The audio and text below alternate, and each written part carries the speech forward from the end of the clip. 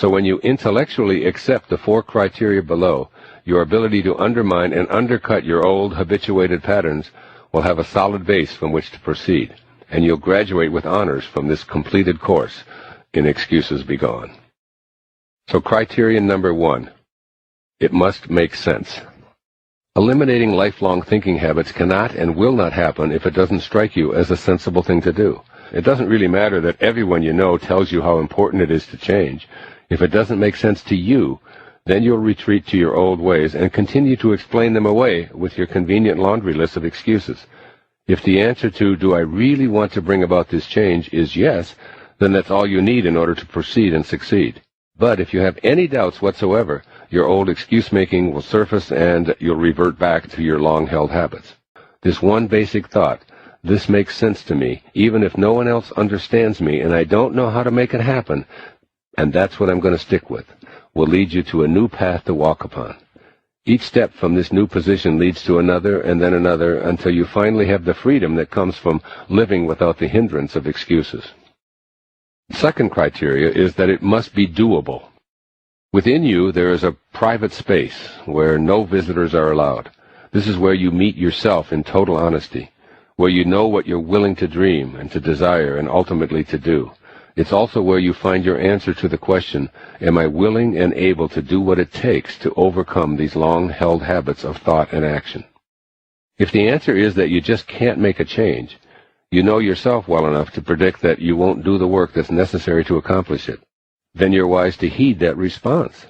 Forget about changing those old habits, at least for now. However, if you don't know how you'll do it, but you still feel that it's doable, then proceed. You'll find the answers coming to you because of your willingness to view these changes as a real possibility. I was asked to be in a full-length motion picture based on the teachings that I've been associated with throughout my professional career. Even though I was to play myself in a script that included professional actors, this endeavor would still require me to take direction from a well-established film director, learn lines, shoot scenes over and over and over from every conceivable angle, and work on a movie set for a month.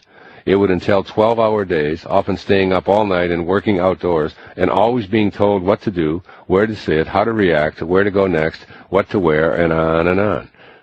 These experiences were certainly foreign to all that I've done in the past 3+ decades, but it was doable for me. In that quiet, private place within me, I was thrilled at the idea of learning to become an actor in a movie based upon my teachings. Once I knew that this project had an inner go, I totally surrendered to the process. Criterion number 3. It must allow you to feel good. Your left brain deals with the details of your life. This is where you analyze, compute, figure, and get all of your ducks in a row. And the first 2 criterion detailed above speak right to it. When you ask yourself the question, can I create a rational reason to change? Your intellect responds, yes, indeed, that does make sense, and I really believe that I can do this thing and bring about the desired changes. Your right brain, on the other hand, deals with things like your emotions, your intuition, your enthusiasm, your awareness, and even your consciousness. If you want to shed old habits and excuses, take some time to visit that private place within you. Close your eyes and visualize yourself as being completely free of these limitations. How does your body react? If you feel good, that's all the evidence you need to prove to yourself that you have a rational reason to change. If you're hanging on to a whole bunch of habits that have been reinforced by excuses, note that these will make you feel bad.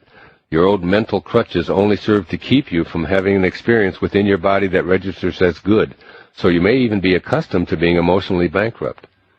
Pain, anxiety, fear, anger, and the like show up in your body as rashes, eczema, heart palpitations, arthritis, backaches, headaches, stomach aches, diarrhea, eye strain, cramps, and many more ailments too numerous to mention here. The point is that these emotional reactions that show up in the body can become your way of life, to the point that they define your reality. And when you're questioning why that is, that's when the excuse, I've always been this way, tends to rear its ugly head. You can feel better, you can feel healthy, you can feel strong, you can feel blessed, you can feel joy. In short, you can feel great. If the idea of eliminating an incapacitating thinking habit that you've had for a long time resonates with you, then imagine it being done. Does its disappearance register in your body as a positive, healthy, and happy sensation? If so, then that alone is reason enough to plunge into the Excuses Be Gone formulations presented here. Criterion number 4. It must be aligned with the callings of your soul. How do you determine that you're aligned with your soul's purpose? You know by the way the rational reason speaks directly to you in that personal place within. The thoughts and feelings that surface tend to go like this: this is truly who I am. By making these changes and eradicating these excuses, I will be living my life on purpose, fulfilling a destiny I came here to accomplish.